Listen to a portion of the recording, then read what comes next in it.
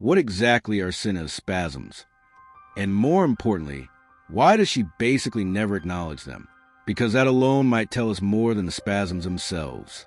There's a concept I learned from sociology. Focus on the what, not the why. Instead of immediately jumping to conclusions, you start by observing the pattern. What is happening? When does it happen? How does the person respond afterward? And when you apply that here, something interesting shows up when these episodes happen. Cinna usually doesn't apologize. She doesn't stop the stream. She doesn't explain what just happened. She just continues the conversation like nothing happened. And honestly, that is probably the smartest way to handle it. Because in general, people only pay attention to something if you make them pay attention to it. It's like public speaking. If you mumble a word or stutter for a second, and then you make a big deal out of it, the audience notices.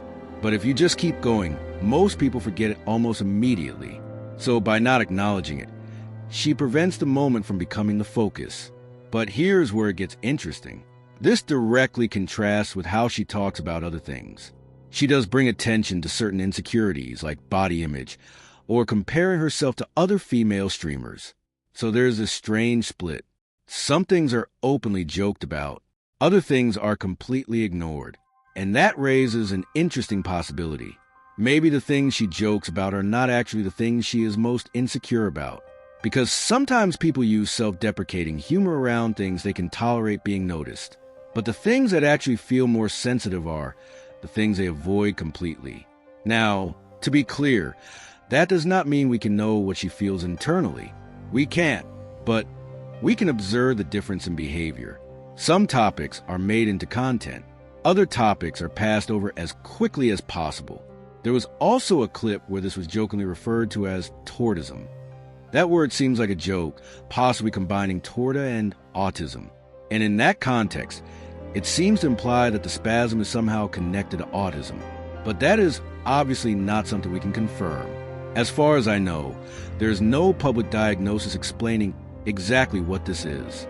So instead of treating the joke as an explanation, I think it is better to treat it as part of confusion around the topic. People see an unusual behavior. They don't know what category it belongs to, so they attach a funny label to it. But that does not actually explain anything. So what is it not? It does not really seem like constant tics in the way people might associate with someone like Sweet Anita, because from the clips I've seen, it happens much more rarely. It also does not seem like a seizure, at least not in the obvious way people usually imagine seizures. She does not appear to lose awareness. She does not collapse. And she usually returns to normal conversation almost immediately. That does not mean I know what it is. I don't. That is why I am just calling it spasm, because that is the most neutral word I can use without pretending to diagnose it. But there does seem to be a pattern. It often looks like there is an initial attempt to hold it in. Then, if the involuntary action becomes strong enough, it breaks through. Her head moves side to side. There may be a high-pitched sound or voice. And then, almost immediately afterward, she continues the conversation normally. Sometimes she even keeps talking in the altered voice for a moment before fully returning to normal. That specific sequence is what makes it interesting. It does not look totally random. It looks like there is a build-up, a release, and then a reset. One possible explanation is that this resembles an intermittent motor and vocal response pattern. Something where the body produces a brief involuntary movement and sound, but the person remains aware and can return to normal immediately afterward.